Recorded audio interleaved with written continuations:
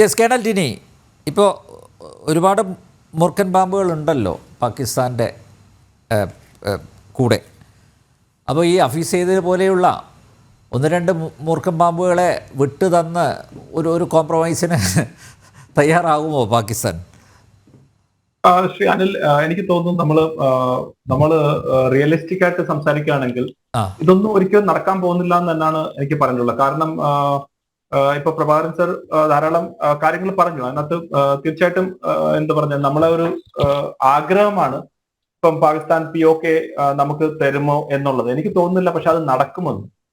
നമ്മൾ ഓരോ ഭാരതീയരും നമ്മൾ ആഗ്രഹിക്കുന്ന കാര്യമാണ്. പക്ഷെ പാകിസ്ഥാനെ സംബന്ധിച്ചോളം കശ്മീർ എന്ന് പറയുന്ന അവരെ നേരത്തെ നമ്മളിൽ ഈ വെള്ളത്തിന്റെ കാര്യം പറഞ്ഞതുപോലെ കശ്മീർ അവരുടെ ഒരു ഐഡന്റിറ്റിയാണ്. കാരണം ആ പാകിസ്ഥാൻ എന്നുള്ള ഫുൾ ഫോമിൽ തന്നെ കശ്മീർ ഉണ്ട്. അപ്പൊ കശ്മീർ ഇല്ലാത്ത ഒരു പാകിസ്ഥാൻ അവർക്ക് സങ്കല്പിക്കാൻ പറ്റില്ല. അത് അവരുടെ സോ കോൾഡ് രണ്ട് രാജ്യം തിയറിക്ക് അഗേൻസ്റ്റ് ആയിട്ടൊക്കെ പോകും. അപ്പൊ കശ്മീർ ഒരിക്കലും അവര് ആർക്കും, അത് സൈന്യമായാലും ശരി, ഷബാസ് ഷെരീഫ്, നവാസ് ഷെരീഫ് ആര് വന്നാലും കശ്മീർ POK പാക് ഒക്കുപൈഡ് കശ്മീർ ഒരിക്കലും നമുക്ക് തരാൻ പോകുന്നില്ല. അതൊരിക്കലും നടക്കാൻ പോകുന്നില്ല.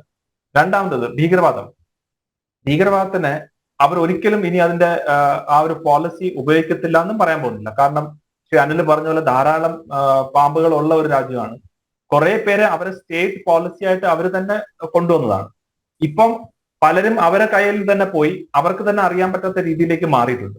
അപ്പൊ കുറെ പേരുടെ കൺട്രോൾ അവരിലുണ്ട്, കുറെ പേരുടെ കൺട്രോൾ അവരുടെ ഇല്ല. അപ്പൊ അതാണ് സത്യം അവിടുത്തെ. ഇപ്പൊ നോക്കൂ, ബലൂചിസ്ഥാനിലെ ഫൈറ്റേഴ്സ് അവര് കംപ്ലീറ്റ് ആയിട്ട് ഒരു പ്രദേശം മൊത്തം ഏകദേശം അവരുടെ ക്യാപ്ചർ ആവാൻ ഉള്ള രീതിയിൽ നിൽക്കുകയാണ്. അപ്പൊ ബലൂചിസ്ഥാനായിട്ട് ഭാരതത്തിന് ഒരു പ്രശ്നമൊന്നുമില്ല. പക്ഷെ ബലൂചിസ്ഥാനത്തും അവിടെ ഒരു കാര്യം നടക്കുന്നുണ്ട്. തെഹ്രീക്കെ താലിബാൻ പാകിസ്ഥാൻ, അത് അഫ്ഗാൻ താലിബാനുമായിട്ട് വലിയ അടുപ്പമുള്ളവരാണ്. അവരുടെ ലക്ഷ്യം ഫുൾ പാകിസ്ഥാനിൽ അഫ്ഗാനിനെ പോലെ ഒരു ശരിയ രീതിയിലേക്ക് കൊണ്ടുവരണം എന്നുള്ളതാണ്. അത് മുൻകാലങ്ങളിൽ പാകിസ്ഥാൻ തന്നെ മുൻകൈ എടുത്ത് കൊണ്ടുപോയി വളർത്തി കൊണ്ടുവന്നവരാണ്. ഇപ്പൊ അവരെ തിരിച്ചു കൊത്താൻ വേണ്ടി നിൽക്കുകയാണ്. നമുക്ക് ഓർമ്മയുണ്ടെങ്കിൽ ഇപ്പൊ അഫ്ഗാൻ താലിബാൻ വന്ന സമയത്ത് പാകിസ്ഥാന്റെ അന്നത്തെ ഇമ്രാൻഖാൻ പ്രധാനമന്ത്രി പറഞ്ഞത് വർഷങ്ങളെ ചങ്ങലെ പൊട്ടിച്ചാണ് ഇപ്പം അഫ്ഗാൻ താലിബാൻ വരുന്നത് എന്നുള്ള രീതിയിലാണ്. DGISI, പാകിസ്ഥാന്റെ DGISI അവിടെ പോയി ലാൻഡ് ചെയ്ത് ഒരു ചായയൊക്കെ കുടിച്ച് വളരെ ഫേമസ് ആയിട്ട് ഞങ്ങളാണ് ഇതിലെല്ലാം കൺട്രോൾ ചെയ്യുന്നു എന്നുള്ള രീതിയിലേക്ക് സംസാരവും ഡയലോഗ്സ് ഒക്കെ പറഞ്ഞു. അത് കഴിഞ്ഞിട്ട് ഇപ്പൊ നോക്കൂ, അഫ്ഗാൻ താലിബാൻ പാകിസ്ഥാന്റെ അഗേൻസ്റ്റ് ആയിട്ട് ഫൈറ്റ് ചെയ്തുകൊണ്ടിരിക്കുന്ന ഒരു സംഭവം നടക്കുന്നുണ്ട്.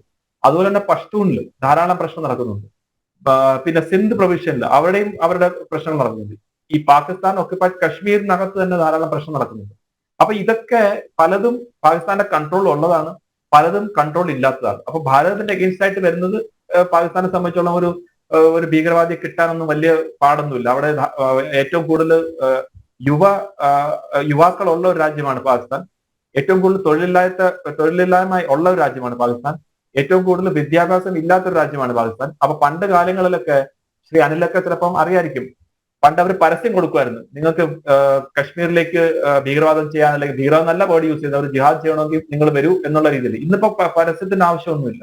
ധാരാളം ആളുകൾ വരുന്നുണ്ട്, അവരെ റിക്രൂട്ട് ചെയ്യുന്നുണ്ട് അങ്ങോട്ടേക്ക്. അപ്പൊ ആ ഒരു ഇൻഡസ്ട്രി, ആ ഒരു രീതിയിലൊക്കെ ഉള്ളത് അവർക്ക് ഒരിക്കലും അത് അടയ്ക്കാൻ പറ്റത്തില്ല. കാരണം അത്രമാത്രം ആളുകൾ ഈ റെസ്റ്റ്ലെസ് ആയിട്ടുള്ള ആളുകളെ പറഞ്ഞു വിടാനും ഭാരതത്തിന് വേണ്ടി 1000 മുറിവുകളെ ഏൽപ്പിക്കാൻ വേണ്ടി അവരത് കണ്ടിന്യൂ ചെയ്തുകൊണ്ടതിനിരിക്കും. കാരണം നേരെ ചൊവ്വേ ഒരു യുദ്ധം അവർക്ക് ഒരിക്കലും നമ്മുടെ അടുത്ത് ജയിക്കാൻ പറ്റില്ല.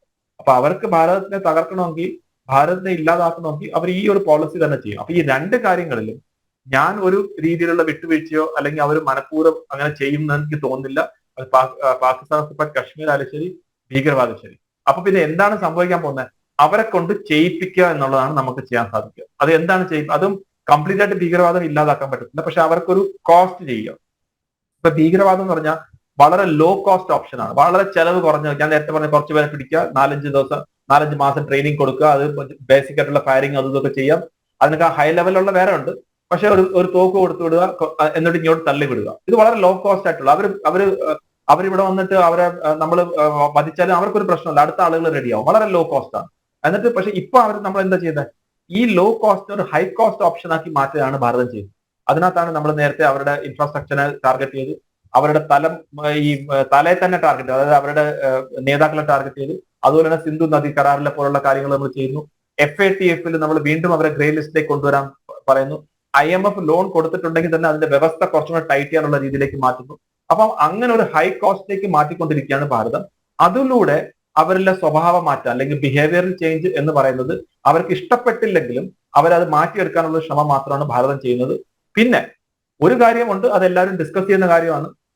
പാകിസ്ഥാൻ തന്നെ ഇല്ലാതാവുകയാണെങ്കിൽ, നാളെ 4 or 5 രാജ്യം ആവുകയാണെങ്കിൽ, അപ്പോൾ ചിലപ്പം ഈ ഒരു കാര്യങ്ങളൊക്കെ ഒരു പരിഹാരം കാണാം. പക്ഷെ അത് നമ്മളെ എന്താ പറഞ്ഞ ഒരു സ്റ്റേറ്റഡ് പോളിസി അല്ല, ഭാരതത്തിന്റെ ഒരു സ്റ്റേറ്റഡ് പോളിസി അല്ല. പാകിസ്ഥാൻ ഇല്ലാതാക്കുക അല്ലെങ്കിൽ പാകിസ്ഥാൻ തന്നെത്താൻ ഇംപ്ലോഡ് എന്ന് പറയുന്നത്, തന്നെത്താൻ ഇല്ലാതാവുകയൊക്കെ ചെയ്യുന്നത് അതൊരു സ്റ്റേറ്റഡ് പോളിസി അല്ലാത്തതും നമ്മൾ അതിനെക്കുറിച്ച് കൂടുതൽ നമ്മൾ സംസാരിക്കില്ല. പക്ഷെ ആ ഒരു കാര്യം ഉണ്ട്.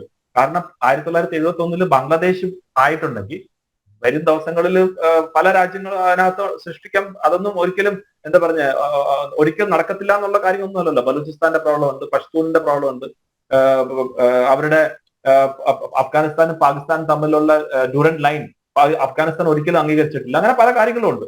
അപ്പൊ അങ്ങനെയുള്ള ഒരു വിഷയം വന്നു കഴിഞ്ഞാൽ നേരത്തെ പറഞ്ഞ പോലെ പാകിസ്ഥാൻ ഓക്കുപൈഡ് കാശ്മീർ ഭാരതത്തിന്റെ ഭാഗമായി വരെ അവിടെ നിന്ന് ഭീകരവാദം ഇല്ലാതാവുകയൊക്കെ നമുക്ക് ചിലപ്പോൾ അങ്ങനെ ഒരു അസസ്മെന്റിലേക്ക് പോവാം. പക്ഷെ ഇപ്പോഴത്തെ അവസ്ഥയിൽ ഒരു കാരണവശാലും അവരുടെ സമ്മതത്തോടെയോ അവരുടെ രീതിയിലോ അവർ ചെയ്യാൻ പോകുന്നില്ല. നമ്മൾ അവരെ കൊണ്ട് ചെയ്യിപ്പിക്കുകയാണ് ഈ നമ്മളിപ്പോ ചെയ്തുകൊണ്ടിരിക്കുന്ന പ്രവൃത്തി.